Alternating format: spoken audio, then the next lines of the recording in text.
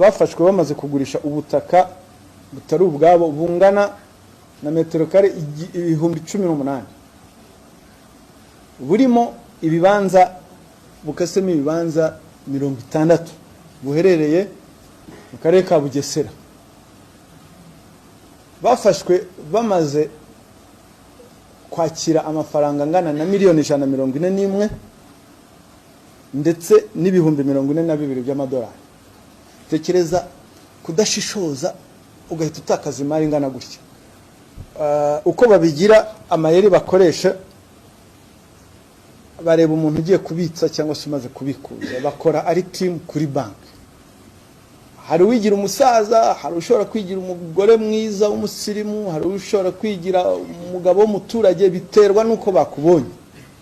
Umuntu w'umusaza akaza n'igifurumba n'akabando, hafashwe uriya Bimenyimana Jean Marie.